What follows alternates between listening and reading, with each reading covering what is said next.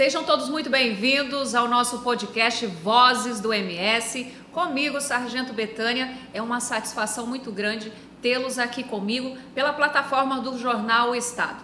O nosso podcast trouxe aqui várias vozes para ecoar no nosso Mato Grosso do Sul e para todos aqueles que se interessarem acessar o nosso conteúdo. Já deixa aí o seu joinha, curte o nosso material, que eu tenho certeza que foi feito com muito amor, com muito carinho, para chegar até vocês, até os seus lares. E hoje aqui comigo um convidado muito especial, uma pessoa que eu tenho uma grande admiração, um amigo, e eu quero que vocês conheçam hoje a história dele. E a voz do MS, que hoje vai ecoar no nosso podcast, é do meu amigo Paulo Sérgio Moreno de Jesus. Seja muito bem-vindo. Obrigado, Betânia. Antes de mais nada, eu gostaria de cumprimentá-la por esse trabalho extraordinário que você faz, abrindo oportunidades para que as vozes do MS possam realmente ecoar. E agora, deixa eu fazer a apresentação aqui, do currículo bem sintético, porque esse homem aqui, vocês não têm ideia, é uma pessoa que tem, além da sua vivência, sua experiência, um conhecimento intelectual muito grande. E isso me deixa muito lisonjeada de poder estar compartilhando com vocês e até mesmo para que esse nosso diálogo aqui chegue até os nossos telespectadores. Casado, 67 anos, 5 filhos, kardecista, e a formação acadêmica dele, Direito e História, defensor público aposentado, ex-presidente da Associação dos Deficientes Físicos de Mato Grosso do Sul e ex-presidente do Conselho Estadual das Pessoas com Deficiência. Paulo Sérgio, que grata satisfação. Parabéns pelo seu currículo, parabéns pelo seu trabalho, parabéns pela sua história que você vai começar a contar aqui para nós. E eu quero começar o nosso diálogo. Eu quero que você comece a falar para mim, você é natural de que cidade, se é do nosso Mato Grosso do Sul, é de uma família proveniente, né? Tem quantos irmãos? E se foi quando iniciou, né, a sua deficiência motora, se já nasceu, né, com essa deficiência, ou se isso foi adquirido, né, após o nascimento. Eu começo dizendo que eu sou mais sul-mato-grossense do que paulista, porque eu já tenho mais tempo de vida no Mato Grosso do Sul do que no estado de São Paulo, em Presidente Venceslau, cidadezinha interiorana, e que eu estou aqui desde 1983. Cheguei por aqui. E dizer para você que eu venho de uma família de imigrantes. Eu sou filho de um português com uma espanhola e eu tive pólio aos 5 meses de idade. 5 meses. Então, eu não experimentei o que é andar. Todo o meu trajeto foi feito em cima de rodas. Isso já há quanto tempo mesmo? 67 com 5? Não, praticamente 67. 67 anos, 5 meses. Porque eu tinha 5 meses, apenas 5 meses. Uma família grande. Nós somos 9 irmãos. 9 irmãos? 9 irmãos. E somente você com a poliomielite? Sim. Ainda bem. Graças a Deus, né? Graças a Deus. Sobrou para mim e eu pude fazer esse enfrentamento. Uma família bem estruturada, é bem verdade. Pobres. Minha mãe morreu, meus pais morreram analfabetos. Mas minha mãe foi uma grande psicóloga. Ela soube lidar com a minha deficiência assim, de maneira magistral. E eu estarei no dia 25 de fevereiro fazendo uma homenagem póstuma a ela. Vou reunir a família, fazer um almoço com o tema espanhol e prestar homenagem pelo centenário dela. Que coisa linda, né?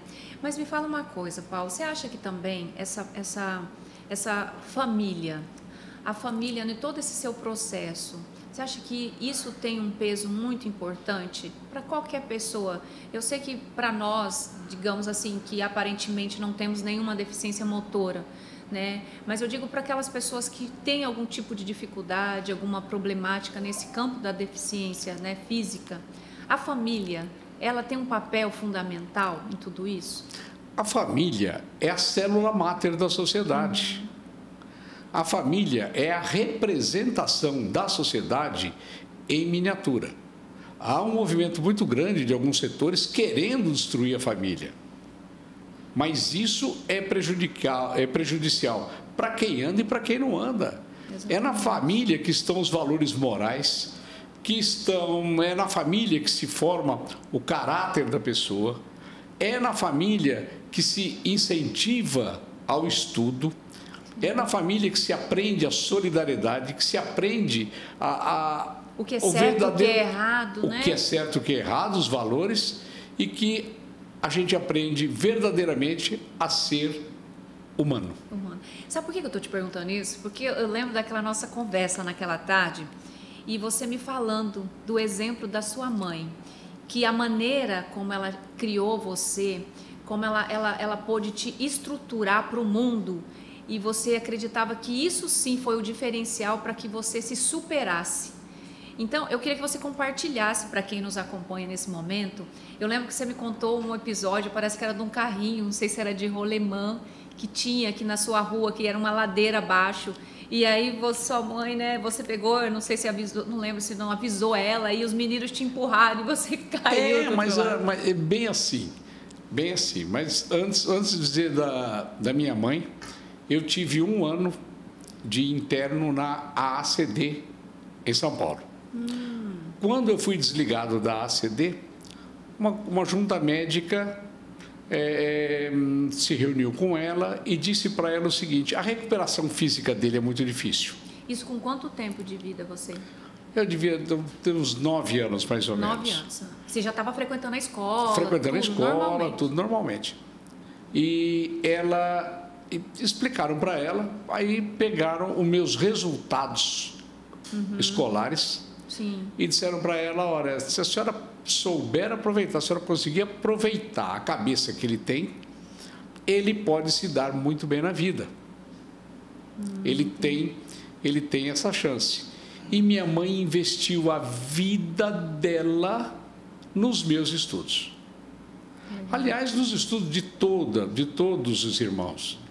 Meus pais diziam que a única herança que eles poderiam deixar era o conhecimento. E esse conhecimento era o conhecimento da escola pública. E hoje, diga-se de passagem, né, se nós fizermos um comparativo, né, eu falo no meu tempo, eu já vejo essa diferença, imagine no seu. Eu também sou proveniente de escola pública e falo isso com muito orgulho, até porque com muito orgulho. Eu vejo que uma das ferramentas que nós temos é a educação. Eu acho que é a principal ferramenta de transformação. E graças a Deus eu ainda sou de um tempo que pude aproveitar uma escola, um ensino de muita qualidade, sem doutrinações nesse ambiente. Era um ambiente que não tinha deixar de maneira tão evidente muitas vezes é vitimização. Eu falo que, por exemplo, no meu tempo, eu sempre fui muito magrinha, sabe, Paulo? Então eu sempre tinha aquelas brincadeiras, Olívia Palito, Pantera Cor-de-Rosa. Enfim, e a criança, nós lidávamos com isso de maneira até natural, porque se ele me falava assim, eu falava, e você, cabelo não sei do quê, e assim a gente resolvia. Era bem assim. Não era tinha, bem assim, né, todo mundo punha apelido em todo mundo. Eu era do corpo franzino, loirinho, cabelo assim, fio de ouro, e a cabeça grande em relação ao desenvolvimento do corpo. E uns olhão azul. E uns olhos azul. Logo eu ganhei o apelido de Piu-Piu, não tenha dúvida. Tá? Se fosse hoje, né? Se fosse hoje, e ganhei o apelido e não colou, não pegou, porque eu não reagi. Sim. Eu aceitei, quem me chamasse de Piu-Piu, eu atendia. Perdeu a graça. Os colegas que faziam isso. Não tinha um embate, né? Não tinha um embate. Não tinha um embate. Mas o episódio do caminhãozinho, do fenemezinho, era, quando eu era bem pequenininho, era isso, meus amigos me levavam. E realmente, eles tinham o hábito de me soltar na ladeira, não foi uma vez só. É que numa das vezes, eles me soltavam na ladeira e corriam atrás. E sempre pegavam. Nesse dia, o caminhão correu mais do que eles. Eles não conseguiram segurar? Não conseguiu segurar. Aí, o capotamento, sabe? Se fosse filmado, seria histórico. E eu cheguei em casa todo ralado. A minha mãe, ao invés de brigar com os meninos que me proporcionaram isso, veio brigar comigo. Como que você se permite fazer um negócio desse? Mas, sabe, não é que eu gostava da farra, eu gostava da folia. Você se sentia pertencente, Eu não era? eu me sentia integrado. Isso que eu quero te perguntar. Desde quando você... porque você já teve que conviver com a deficiência motora, sim. né? Já praticamente nasceu quase que assim, por 5 meses, né? Praticamente. Muito recente.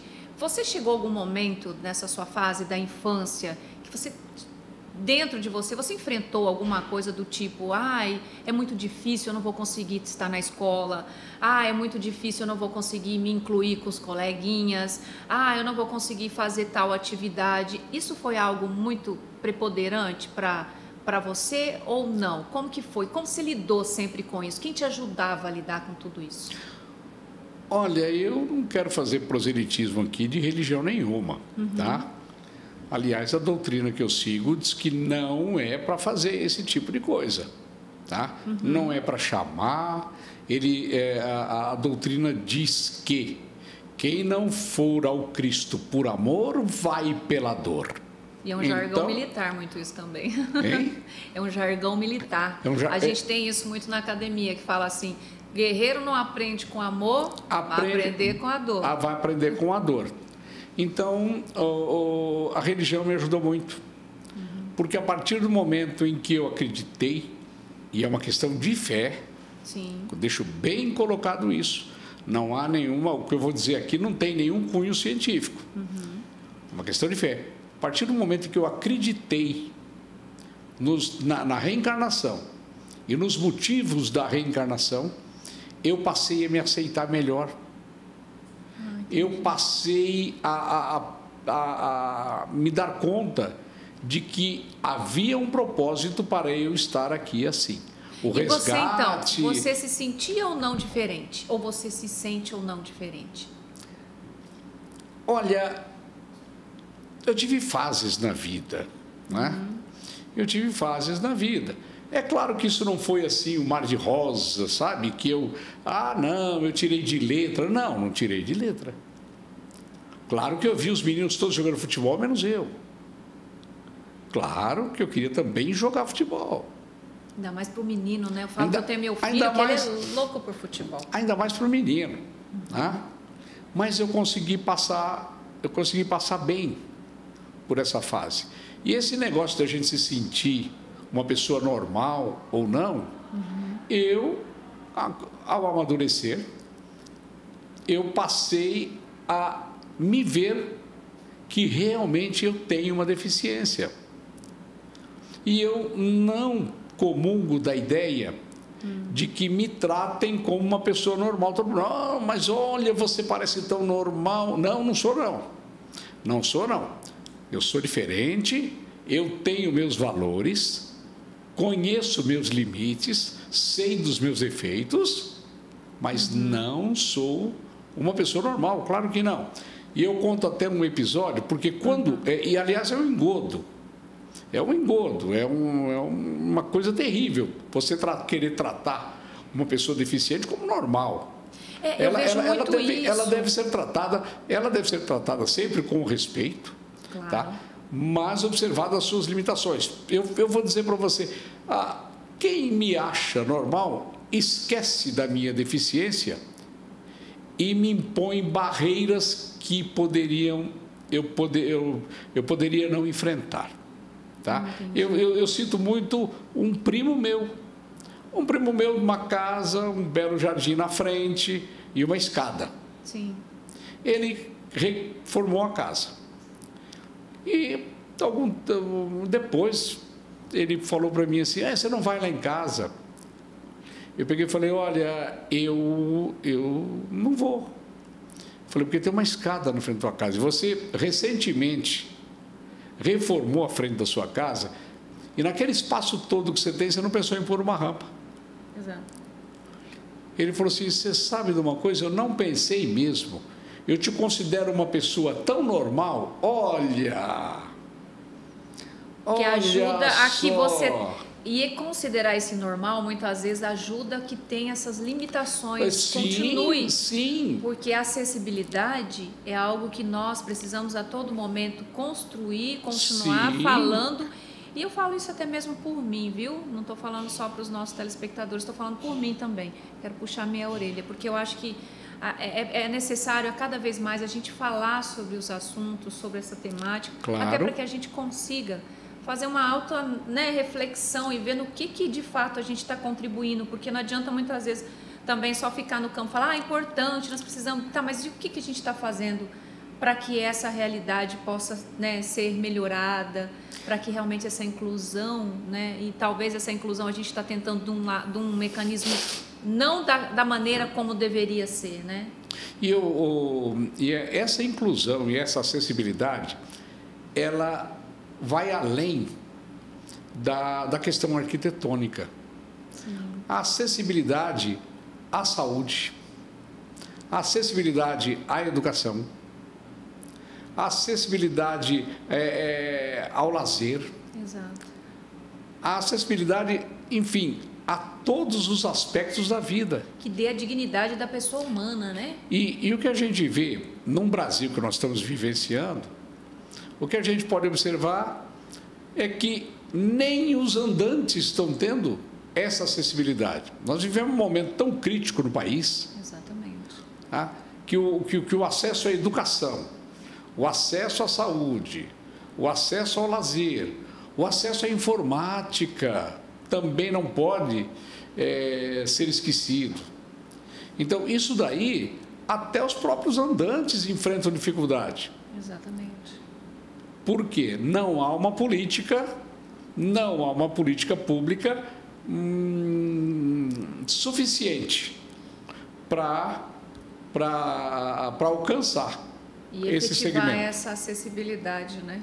E efetivar essa acessibilidade. E eu fico observando muitas vezes assim, as pessoas, né, que... E essa mudança tem que partir de cada um de nós. Se nós não entendermos a importância de poder se propor a falar sobre o assunto, a se propor a ocupar os espaços, sabe, Paulo Sérgio, de poder. E isso eu falo, os espaços de poder nos mais diversos, conselhos tutelares. Dentro do município existem diversos conselhos, Conselho Sim. da Saúde, da Segurança, da Educação, existe Conselho Nacional, pais e mestre, presidente de associação de moradores. Eu acho que nós, enquanto cidadão, até mesmo para que possamos contribuir mais para essa construção de políticas públicas e a efetivação dessas políticas públicas, dessa Sim. acessibilidade, nós precisamos se inserir nesse contexto, participar para saber cobrar, para saber fiscalizar e até mesmo para ter voz.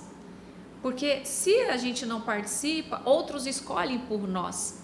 Se você que sabe, que sente na pele como é difícil chegar num lugar, não ter uma rampa de acesso, se você que sabe que precisa estacionar o carro, não tem um local adequado, que não tem essa acessibilidade, não falar mais sobre isso, não se inserir também, fica até muito mais complicado para quem está do outro lado, que está aparentemente tranquilo.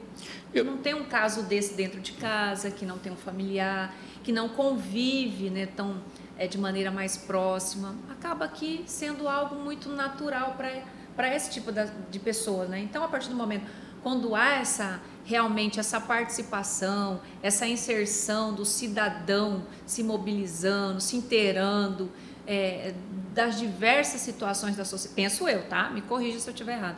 Penso eu que a gente consegue e vai avançando mais nessa construção, né? Construção de fato da nossa cidadania, não é mesmo? Eu sou um crítico do sistema que se adotou. Eu acho que a política pública para as pessoas com deficiência começa lá na sua raiz errada. Porque pega todos os deficientes e coloca no mesmo balaio. Isso. E não é assim. Teria que haver uma separação das políticas públicas para aqueles deficientes que têm o cognitivo preservado, e daqueles deficientes que ou não têm o cognitivo preservado ou cujas sequelas sejam gravíssimas.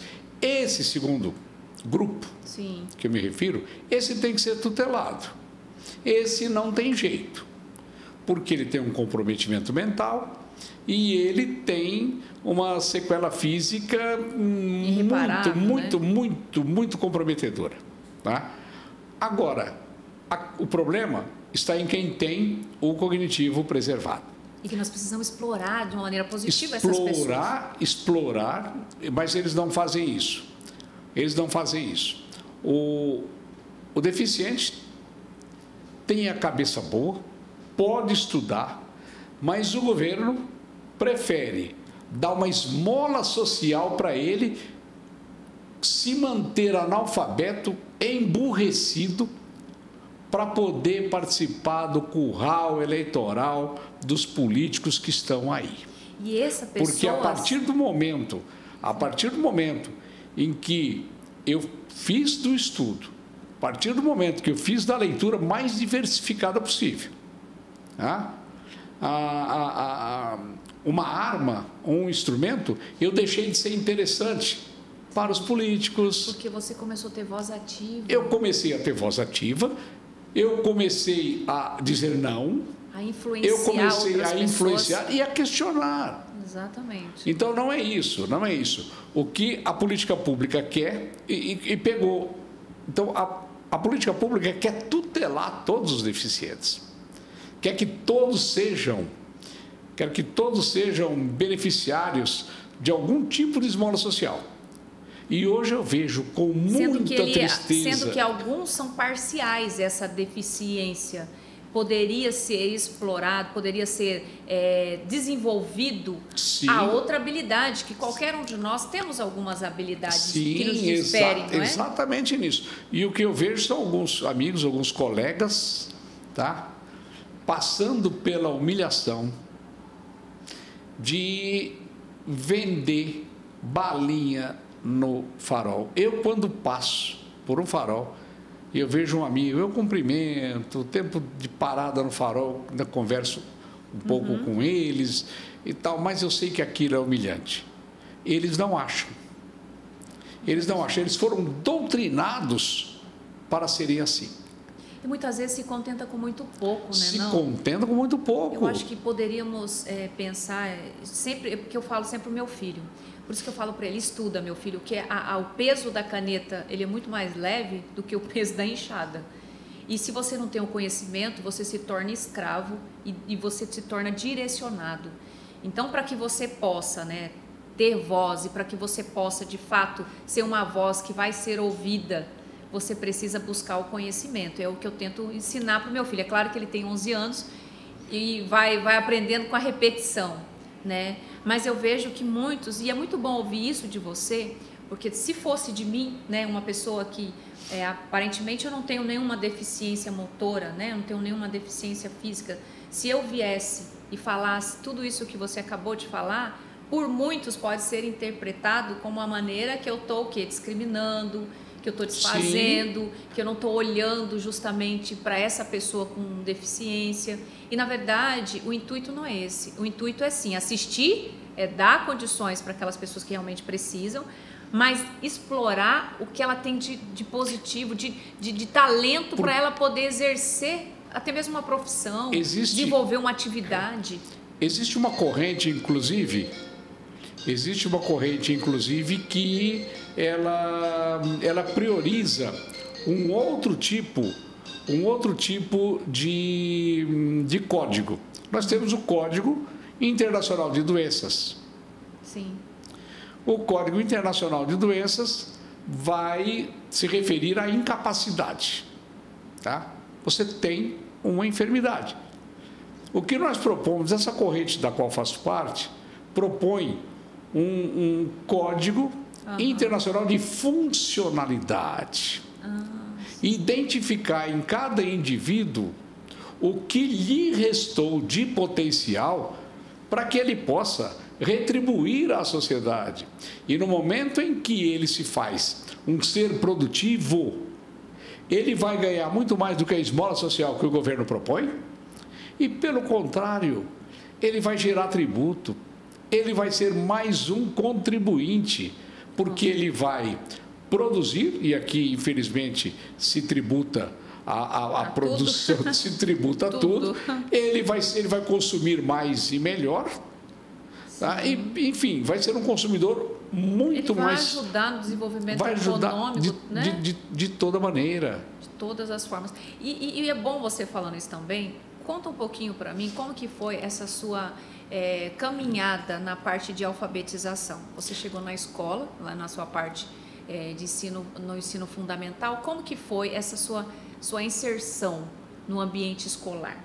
Foi natural?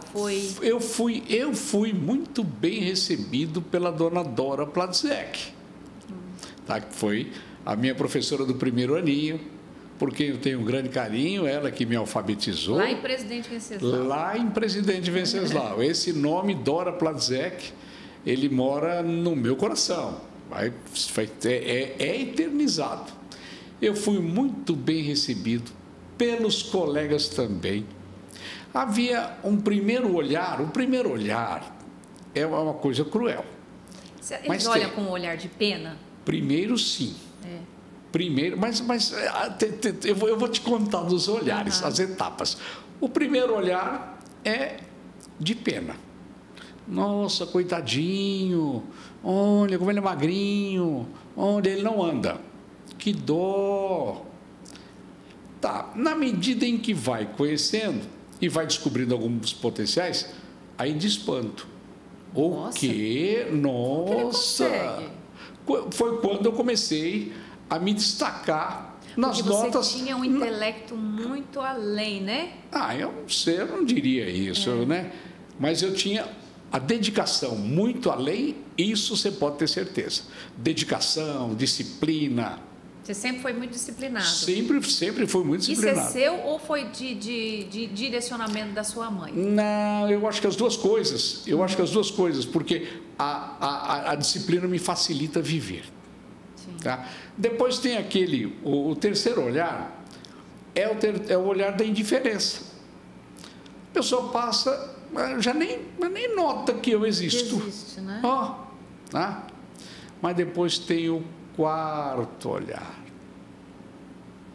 O olhar, eu vou exagerar no termo, mas Sim. O olhar do ódio. Sério? Sério. Porque no momento em que eu passo a ser competitivo, no momento em que eu passo a disputar lugares, disputar cargos, disputar mulheres, disputar namorada. Como não?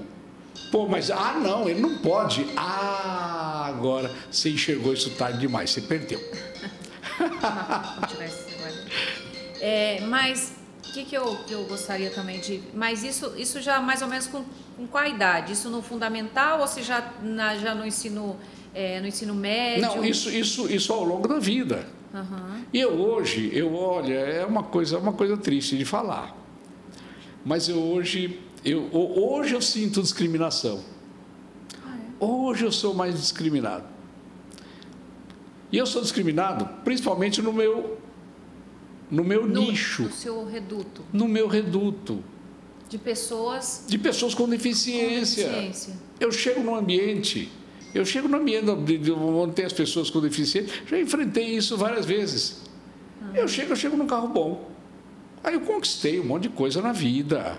Por que as pessoas têm sempre que aquele tem que ser o coitadinho, né? Tem que ser. Não pode ter uma casa boa, não pode ter um carro bom, não pode vestir uma roupa boa. Sempre. Eu vi esses dias num vídeo lá no Congresso, eles estavam, acho que numa dessas CPI da vida, e aí a pessoa que estava lá interpelou, que ele falando que ele era da região lá do norte, do Amazonas, e ela falou, que ele nasceu na beira, que é como se fosse um ribeirinho. E ela falou assim, mas as suas mãos não são, suas mãos hoje são hidratadas, né? As suas mãos são polidas, as suas mãos são delicadas. Então, a pessoa quer que você continue, né? Permaneça como você lá atrás, onde você nasceu. E, na verdade, você expandiu não é porque ela e aí ela é da Índia e ela falando, hoje eu estudei, eu tenho não sei quantas faculdades, eu uso salto alto, eu tomo água gelada, eu tenho um carro bom, eu vou ao banheiro. Então isso é ter dignidade. Por que muitos querem que a gente continue lá 1.200 anos, sendo que nós estamos no pleno século XXI? Não pois é mesmo? Alguns dos meus consortes, daqueles que têm a mesma sorte que eu, eles falam mesmo, olha lá o riquinho, olha lá, chegou o milionário. E para você hoje estar na situação que você se encontra, graças a Deus, bem sucedido. E eu não sou rico, não. Você estudou. Eu estudei. E muito, não foi? Teve um amigo. Conta essa passagem para a gente. Teve um amigo agora, recentemente, não faz muito tempo, não. Ele falou que eu era o Marajá. Que eu ganhava bem, olha só. Marajá. Ele falou que eu era o Marajá. Aí, não, porque você ganha bem, que você é o Marajá, que parará. Eu peguei e falei, olha, não é que eu não ganho bem, você que estudou pouco. Putz, tinha gente perto, caiu a cara, caiu a cara. Não vê, não. Então, assim, não podem ver ninguém bem na vida. As pessoas, né, eu costumo sempre usar essa expressão, as pessoas nos veem no palco da vida, se apresentando, mas não procura saber como foi o nosso bastidor, como que foi a nossa caminhada, a trajetória para que nós estivéssemos, né, hoje aqui. Então, as pessoas acabam que não olhando e tendo essa atenção realmente o que fez com que aquela pessoa fosse merecedora e estar ocupando aquele cargo, aquele espaço que hoje ela está ocupando. E quando eu falo dos meus filhos, então, aí é que o ódio aumenta. Aí é que o ódio aumenta, porque eu tive sucesso na criação deles. Que bom, né? Eu tenho um policial penal que é diretor de presídio, um tenente-coronel do bombeiro que comanda Corumbá. Eu tenho um analista de sistema formado na Federal, concursado na Federal. Eu tenho uma filha enfermeira pela Federal, concursada no HU.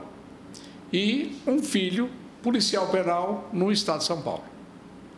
Putz, quer dizer, nenhum virou bandido, nenhum é porcaria, nenhum enveredou pelas drogas, não. Graças Então, a quer Deus. dizer, quando eu falo isso, mas não pode. Não está seguindo a regra. Não está seguindo a regra. A regra. Mas, você terminou o seu ensino médio, você começou a trabalhar assim com quanto tempo? Bom, eu, na verdade, o meu primeiro... Desenvolver alguma atividade, né, laborativa, eu comecei com 14 anos de idade. Fazendo o quê? Locutor de rádio. Você tem uma voz boa, né? Locutor e era na cidade mesmo? Na cidade mesmo. Era uma rádio o quê? FM, AM? Uma rádio AM. Uma rádio AM. Que legal. E eu, então, fui lá fazer os testes lá, vários foram. Ali já começaram a fazer cara feia para mim. Sim. Por quê? Eu lia bem e eu tinha um potencial vocal até melhor do que eu tenho hoje. E fui para a rádio. Depois, quando eu saí da rádio, o dono do jornal semanal da cidade perguntou: que aluno vocês têm aí para ser um aprendiz meu na revisão do jornal? Aí um professor de português lá falou: aquele lá. Aquele. Eu fui lá. Com menos de um mês, o professor Lúcio já não revisava mais. Era você. Soltou, era tudo eu. Isso você com quantos anos? Aí eu já tinha uns 16, 17. 16. Aí eu já tinha 16, 17. A importância de se utilizar, né, o jovem. Eu prefiro, né, é por isso que eu venho ensinando isso dentro de casa, né, que eu prefiro meu filho trabalhando, sendo produtivo, construindo. Isso vai ajudá-lo muito mais para se tornar um bom homem né? Porque hoje a gente infelizmente vê uma cultura que muitas vezes, né, eles preferem ver lá na praça fumando maconha e fazendo o que não presta, do que deixar os filhos a ter uma profissão, a aprender, a valorizar o que o pai põe dentro de casa, né, a saber realmente respeitar o dinheiro, saber de onde vem, né, como é difícil a gente colocar dentro de casa, né, o sustento. Então, eu vejo que nós deveríamos também investir muito mais nessas políticas públicas para que os nossos jovens, sim, começassem a trabalhar. É claro, tem que estudar, mas também exercer uma atividade laboral para aprender a ter responsabilidade. Responsabilidade, saber dar valor ao dinheiro. Com certeza. Saber dar valor ao dinheiro, porque o dinheiro não cai do céu. E não aceita desaforo, né? E não aceita desaforo, também isso. Vai muito rápido. E aí você na rádio, dali da rádio, você ficou quanto tempo na rádio? Eu fiquei uns 2, 3 anos, dos 14 mais ou menos até... E da rádio depois você passou a exercer que tipo de atividade? Eu, com 20 anos, eu fui eleito vereador. Com 20 anos? Com 20 anos. Olha só. Com 20 anos. Nisso você já tinha terminado ali o segundo grau? Eu estava no segundo ano da faculdade de Direito. De Direito, já com 20 anos? Já com 20 anos. Aí eu tive a sorte de ser o vereador... Você fez faculdade pública? Não. Não. Faculdade particular. Particular. Faculdade particular. E eu tive a sorte de ser o vereador mais votado da cidade, naquela eleição. Depois não me candidatei mais também. Aí você não quis. Aí terminou o mandato em... O mandato ia até 1980. Sim. Aí houve uma prorrogação de 2 anos do mandato. Esses 2 anos o prefeito me convidou para ser secretário de Educação do município. E eu foi para mais esse desafio. Fiquei mais esse desafio. Tá? Me dei muito bem. Aí em 2003 eu vim para o Mato Grosso do Sul. E você veio para o Mato Grosso do Sul por quê? Para Em busca advogar. de quê? Eu vim advogar. Advogar. Advogar no Estado Novo. E tinha uma área que você era especializado ou de uma maneira geral? Não, fazendo clínica geral. Mas eu tinha em mente estudar para concurso. E foi aqui que você começou a construir a sua família? A sua segunda família, porque a primeira é o pai e mãe, eu digo a sua família. Sim, foi aqui. No estado de Mato Grosso do Sul. No estado de Mato Grosso do Sul. E é aqui que você permanece e já é quase uma sul-mato-grossense. Não, eu me considero mais sul-mato-grossense. Sul-mato-grossense. Então, assim, o que eu vejo, né, com a sua história hoje, né, eu procuro, né, muitas vezes a gente reclama de tanta coisa e a gente, no decorrer da nossa caminhada, é natural que tenhamos obstáculos. Eu sempre procuro, né, sempre friso isso muito até nas minhas palestras. Não existe um mundo totalmente cor-de-rosa, que a gente não vai ter problema. A gente enfrenta todos os dias as inúmeras dificuldades. Mas o que nos difere é a maneira como cada um de nós lida com essa dificuldade, lida com o obstáculo, lida com o problema, porque eu posso simplesmente falar, mas é difícil mesmo, eu não vou conseguir não dá certo. Também, né, desse jeito. Ou eu posso falar, tá, é difícil, mas o que eu posso fazer para melhorar? O que eu posso fazer para que essa realidade seja transformada? Eu, particularmente, sou dessa seguinte, né, convicção, que eu acho que nós temos que, sim, se moldar, se reinventar, ser criativo. Se o caminho pela estrada A não está certo, vamos tentar um outro caminho pela estrada B, mas eu acho que a gente não pode desistir. E o seu exemplo é um exemplo muito, muito forte, né, para nós que somos pessoas que não temos nenhuma, né, uma anormalidade. É bem verdade que pela minha conduta eu acabei atraindo parcerias. Teve muita gente que me ajudou. Tá? Teve muita gente que me ajudou e até hoje.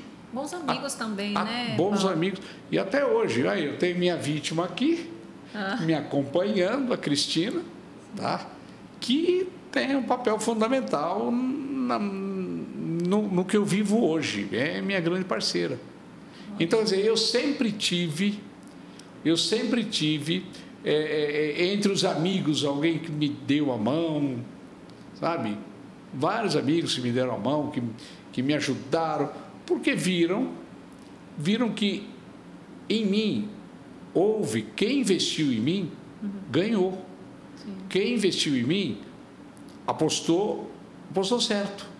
Eu correspondi à expectativa de quem me ajudou. Porque não era algo só para você ficar eterno com aquela ajuda, mas algo que ajudou a construir, é como se fosse, né, para te dar essa oportunidade de escalar mais um degrau. E muitas vezes a gente vê que hoje, né, as políticas públicas, ou até mesmo aquele que, né, que é um deficiente físico, seja ele qual for, muitas vezes ele fica esperando muito, né, do Estado, algo que poderia partir dele.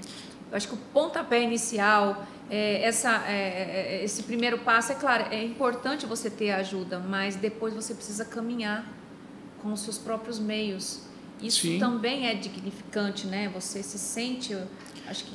Mas estamos sendo doutrinados para dependência total do Estado. E o Estado não dá conta. E o Estado não dá conta. E aí, então, o que faz? Dá uma bolsa, dá uma ajuda aí, que é realmente uma esmola, porque ninguém vive somente com R$ 1.320. Não vive.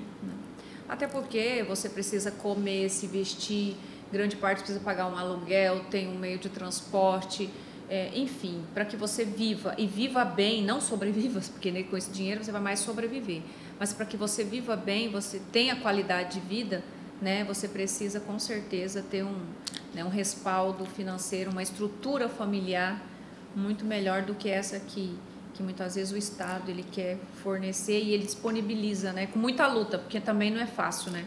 Muitos, para conseguir um mínimo, tem que se sujeitar a situações, né, humilhantes, né? Mas o sistema parece que quer isso daí, quer oprimir, quer te colocar para baixo. Que você seja dependente. Que você seja dependente cada vez mais, para que eles te dominem cada vez mais. Agora, se algum dos deficientes declara a sua independência através das conquistas, através do estudo, porque o deficiente ele não tem, ele tem que botar na cabeça dele o seguinte: ele não tem outra opção.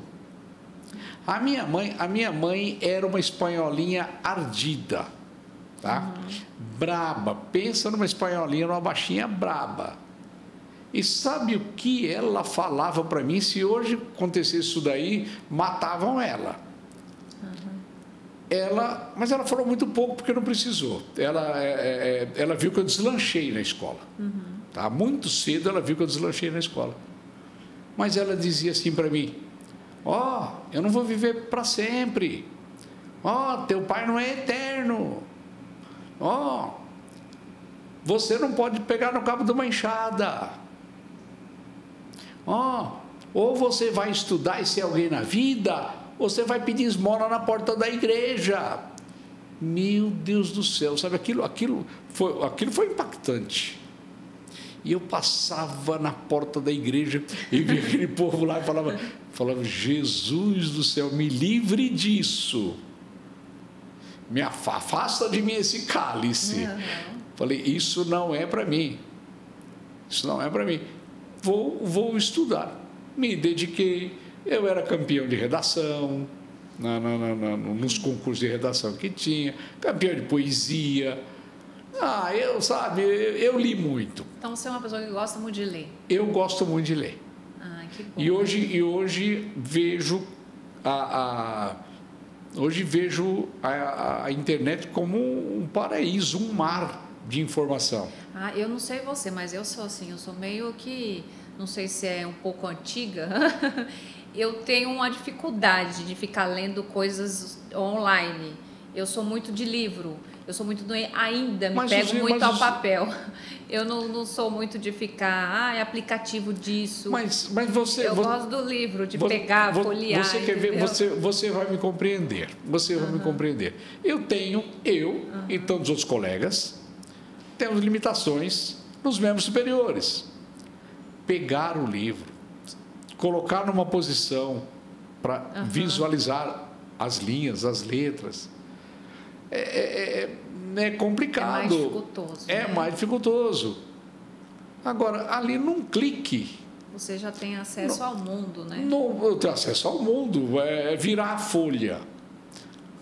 Lá na tela do computador, o vento não desvira a folha do meu livro. Não, aqui eu vou ter que cuidar.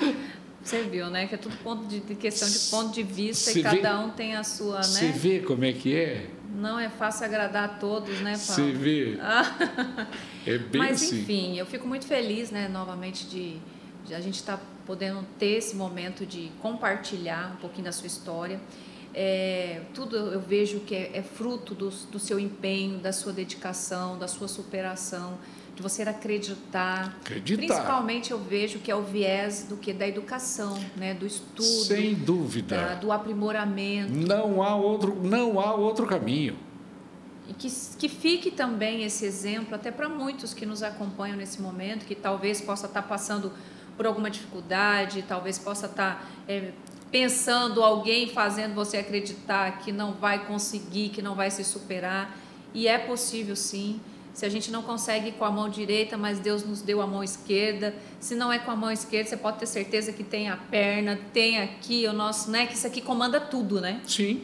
Isso aqui é que comanda tudo. Então, eu acho que começa primeiramente nós. Se nós não acreditarmos em nós, como convencer um outro a acreditar? Então, começa o primeiro passo, é acreditar em cada um de nós. E quando você chegou, porque você, né, foi defensor também público. Sim. Quando você terminou a faculdade, né, de Direito, veio para Mato Grosso do Sul, e foi aqui que você prestou o concurso? Como que foi para a defensoria? Primeiro passei para assistente jurídico da Secretaria de Justiça. Ah, sim. Depois eu fui... Chegou a assumir? Hã? Você chegou a assumir? Sim, sim. Os vencimentos não eram bons não, viu? Eu fui dar... Você sempre foi meio concurseira. Eu fui dar um upgrade, mesmo, e acertar definitivo, quando eu passei no concurso da Secretaria de Fazenda para agente tributário estadual. Um cargo que hoje foi acoplado a fiscal de renda. Sim. Tá? Mas ali eu só fiquei uma gestação. Aí você entrou o quê? Você entrou na concorrência ampla ou você entrou no quadro que era destinado à parte? Eu quero falar uma coisa para você que, graças a Deus, no meu tempo não tinha. Não tinha cota. Não. E acho isso, sabe, desmoralizante. Eu acho isso desmoralizante. Eu tenho um amigo negro. Sim. Eu tenho um amigo negro e ele reclama disso. Ele ocupou um grande cargo. Ele falou assim, você sabe que tinha gente que falava pequena boca assim, aí você entrou por cota. Ele falou, eu não entrei por cota. Então parece, méritos, né? Fica a impressão de que o cotista negro, índio, deficiente é uma classe inferior dentro do concurso. Sim. Eu sou contra a cota. Eu não fui beneficiado por cota, não. É o que eu costumo dizer muitas vezes também, né? Quando eu vou falar muitas vezes, principalmente com o público de mulheres, né? Eu falo, eu quero ser reconhecida, eu quero ter o meu espaço por aquilo que eu venho trabalhando e que eu conquiste. Não só pelo fato de ser mulher, mas também pelo fato de ser mulher. Sim. Né? Eu acho que isso não é a única condição, até porque que possamos ter, então, condições de igualdade na busca desse direito. Sim. Mas eu não quero simplesmente, só pelo fato de ser mulher, ultrapassar um outro candidato que é do gênero masculino e que talvez esteja mais, né, preparado que eu. Então, que dê essa condição para que ambos, né, possam concorrer à igualdade. Porque senão hoje a gente vê, infelizmente, muito no Brasil, a gente nota, né, pessoas, autoridades que ocupam cargos estratégicos, que ocupam ministérios, que infelizmente você vê que estão ali não pela competência, né, profissional, pela competência técnica, mas infelizmente, simplesmente pelo fato, nós precisamos colocar aqui nesse quadro porque precisamos de mulher. Não, nós precisamos aqui de uma figura negra. Né, de uma pessoa, de um índio. Um índio. E aí, na verdade, você não está colocando uma pessoa que vai ter um conhecimento técnico de fato para defender aquela pauta que ele foi colocado ali. Ele não vai ter capacidade de desenvolver ali políticas públicas, ações que vai contemplar a própria categoria dele. Sim. Então, assim, essa questão, né, das cotas é algo que a gente precisa conversar muito e discutir sobre isso, né? Porque eu vejo que é muito mais uma questão né, social, econômica, do que questão de pele, né? Da questão de etnia. Mas isso aí, né, são cenas do próximo capítulo. Se a gente ficar falando muito, Paulo do céu, o negócio vai ferver do nosso lado. Mas assim, nós estamos quase caminhando para o final do nosso podcast. E assim, eu quero agradecer mais uma vez, né, a sua presença, você disponibilizar um pouco do seu tempo, vir compartilhar um pouco da sua história, destacar o reconhecimento que eu tenho e o privilégio de recebê-lo aqui. Fico muito feliz. Hoje, confesso para você que tive um dia bem difícil. Você sabe que tem dia que a gente tem aquele dia que parece que você vai fazer uma coisa, tem um entrave, você vai fazer outra coisa, tem outro entrave, né? E aí chega momentos que você questiona, né? Mas por quê? Por quê? E hoje aqui, diante de você, eu acho que eu estou aqui, né, falando assim, eu não tenho nem o direito de falar por quê, né? Se existe aquela dificuldade é justamente para que eu possa superar. E muitas vezes aqueles que pensam que estão colocando um obstáculo no nosso caminho, na verdade eles estão nos qualificando e nos ensinando a sermos, né, muito mais criativa, a ter um pouco mais de resiliência, a descobrir humildade. Potencialidades. Exatamente, e a minha caminhada tem sido assim também. Eu não tenho nenhuma deficiência física, graças a Deus, mas eu venho enfrentando alguns murinhos, e quando o caminho não, como eu te disse, não dá para ir pela estrada de asfalto, vamos pela estrada de chão? Não, pela estrada de chão, Vamos, de alguma forma, o importante é seguir, né? É caminhar. Eu não sei se você quer deixar alguma consideração final, alguma mensagem importante para aqueles que nos acompanham. Sim, eu queria, de um modo geral, mas especificamente para os meus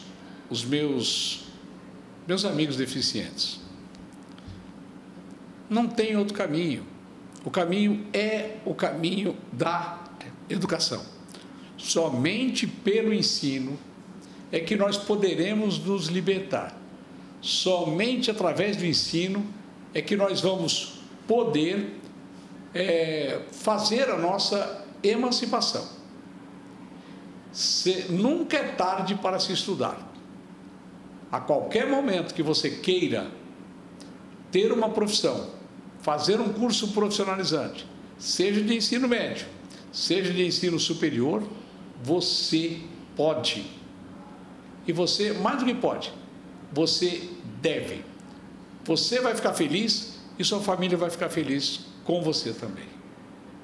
Olha aí. Betânia, muito obrigado pela oportunidade, tá? Eu que agradeço, viu? E que você continue essa grande guerreira que você é. Nossa, com você na minha frente falando isso, quem sou eu de ser guerreira? Você é um guerreiro. Obrigado. Mas eu espelho muito em você. Muito obrigada pela oportunidade, né, de compartilhar um pouquinho da sua amizade. Desejo a você tudo de bom. No que depender, né, da nossa voz, principalmente aqui no nossa Vozes do MS, hoje foi a oportunidade da sua voz ecoar. Espero que tenha chegado e que chegue em diversos lares, em diversas famílias, pessoas que de alguma forma possam se sentir contagiada, né, pelo espírito de renovo, de vitória, de perspectiva, né, de vencer. Realmente eu espero que a acessibilidade ela possa ser construída por cada um de nós, que possa chegar, né, às diversas pessoas que realmente precisam. E a gente nota também que a gente precisa avançar muito, né, Paulo, com relação a isso. Muitas vezes as nossas calçadas. Esse tempo eu fiz um trabalho na região onde eu moro, na região do Bandeira, e ali as pessoas, né, ela falta um pouquinho, né, delas se se colocar no lugar do outro, se preocupar um pouco mais. A pessoa ela vai lá, ela estaciona o carro na calçada, sendo que ali pode, né, precisar passar uma pessoa, um cadeirante, uma pessoa que não tem, que tem uma deficiência visual. A pessoa mesmo que tem um comércio, coloca todas as cadeiras na frente ali da calçada. Produtos. E aí o cadeirante tem que passar pela rua, correndo o risco de ser atropelado por uma outra pessoa. Então, começa por aí. Dentro do ambiente de trabalho também, a gente precisa criar ali ferramentas para poder dar esse acesso para os diversos profissionais, porque nós temos inúmeros profissionais, assim como você, pessoas que têm as mais diversas qualificações, e a gente precisa explorar no bom sentido, né, essas pessoas, fazer com que ela seja produtiva, para que ela construa e ajude no desenvolvimento, né, do nosso estado, do nosso país. Então, assim, nós precisamos trabalhar muito para a efetivação dessa acessibilidade, e eu me coloco à disposição, porque qualquer um de nós, aqueles que, né, você que nos acompanha, nós estamos sujeitos, nós podemos, de repente, infelizmente, sofrer um acidente, vir a ter um problema na nossa perna, fraturar algum, sei lá, do braço, enfim, nós podemos ser um público, né, da questão, ter algum tipo de deficiência, ter alguém dentro do nosso seio familiar com algum tipo de deficiência. Então a gente precisa pensar enquanto sociedade. Nós precisamos ter sim esse olhar de acolhimento, de cuidar um do outro, porque viver em sociedade é isso, também é compartilhar, né, é cuidar. Porque muitas vezes a gente fala, a gente só se preocupa quando chega o problema no nosso muro, né? Enquanto está no quintal do vizinho, é algo que a gente acaba não vendo. Mas quando chega, bate na nossa porta, a gente fala socorro, né? E muitos querem chamar a polícia, e a polícia não vai dar conta de tudo. Muito bem. Obrigada, viu, Paulo? Muito obrigado. Obrigada a você que nos acompanhou até agora. Não esqueça de deixar aí o seu joinha, curte aí o nosso vídeo. Isso é muito importante para que o YouTube disponibilize o nosso material e possa chegar a outras pessoas e as vozes do MS com certeza possam ecoar. Um grande abraço, que Deus nos abençoe.